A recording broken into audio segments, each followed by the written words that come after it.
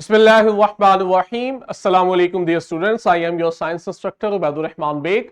आज हम बच्चों बीलिफ्ट 2.9 में जो तीन तरह की ब्लड वेसल्स हम पढ़ के आए हैं इनका कंपैरिजन करने जा रहे हैं और मुझे उम्मीद है आप सब ने ब्रिजिंग एक्टिविटी परफॉर्म कर ली है। जी, हमारा फोकस है comparison between arteries, veins and capillaries. अच्छे से हमने प्रीवियस बीलिफ्ट में इसको पढ़ा है कि तीनों ब्लड वेसल्स मिलके असल में ब्लड को कैरी करते हैं और बॉडी में ट्रांसपोर्ट करते हैं और इसी दौरान ब्लड में मौजूद यूजफुल न्यूट्रिएंट्स और वेस्ट को एक्सचेंज करवाते हैं बॉडी के डिफरेंट पार्ट्स में। ये राजी इनका कंपैरिजन, लेकिन मैं यहां चाहता हूं कि जरा क्लास टीचर वीडियो को पॉज करें और बच्चों से इस तरह का एसएलओ करवाया करें।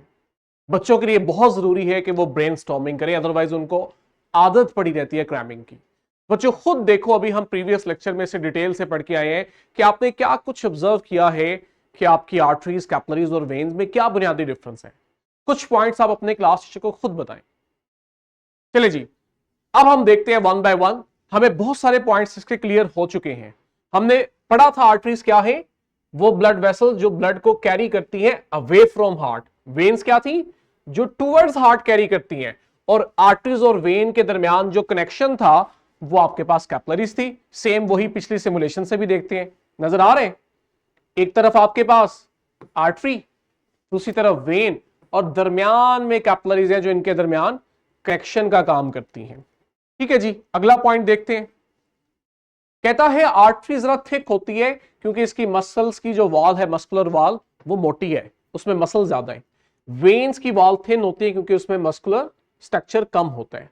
और कैपिलरीज का हमने पढ़ा था, इसकी तो सबसे थिन होती है, यानी वन सेल थिक होती है। वन सेल थिक से बच्चों ये मुराद है कि जब आप इसकी वॉल को देखते हैं ना, तो आपको नजर आता है कि इसकी वॉल में सिर्फ इस तरह से सिंगल सेल्स अरेंज हुए होते हैं लेयर की फॉर्म में, और ये एक लेयर बना रहे होते हैं कैपिलरी की। ठीक है, दूसरी साइड पे भी ऐसे ही। तो ये जो वन सेल थिक वॉल है, इसकी लॉजिक भी हमें समझ आती है। ये इतनी बारीक इसलिए होती है ताकि यहां पे एक्सचेंज ऑफ मटेरियल हो सके, यूजफुल चीजें बाहर पड़े सेल में जाए और वेस्ट आए कैपिलरी के अंदर। ठीक है जी। Blood flow very important. कहता है आर्टरी में जो ब्लड का फ्लो है वो हाई प्रेशर होता है। उसकी वजह क्या है, क्योंकि आर्टरीज को डायरेक्ट हार्ट से ब्लड आ रहा होता है, ऐसे ही है। और वेन्स में क्या है, कहते हैं यहां पे ब्लड का फ्लो, ब्लड का प्रेशर कम होता है। कर्सर से करें। ठीक है, क्यों कम होता है, क्योंकि यहां से अब हार्ट ने पूरी बॉडी से मूव करते हुए वापस जाना होता है, ब्लड ने पूरी बॉडी से मूव करते हुए वापस जाना होता है हार्ट की तरफ। इसलिए यहां देखते हैं कि वेन में प्रेशर कम होता है।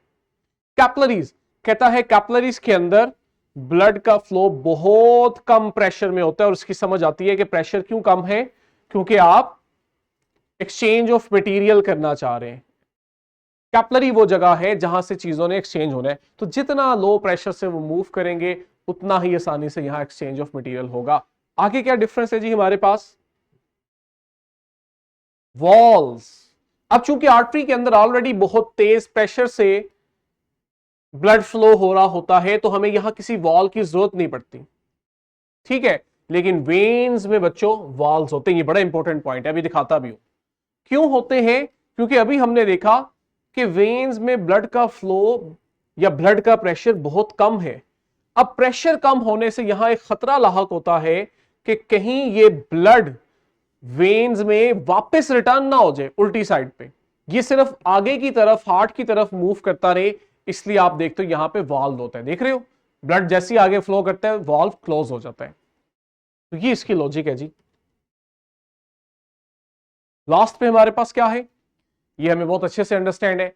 आर्टरी के अंदर ऑक्सीजनेटेड ब्लड है, वेन्स में डीऑक्सीजनेटेड है। और कहते हैं कैपिलरी में ऑक्सीजन लेवल चेंज होता है। क्यों चेंज होता है, यू कैन अंडरस्टैंड, क्योंकि कैपिलरी वो पॉइंट है जहां से ऑक्सीजन जा रही है सेल्स में और कार्बन डाइऑक्साइड आ रही है कैपिलरी यानी ब्लड में, इसलिए यहां वेरिएशन आती है।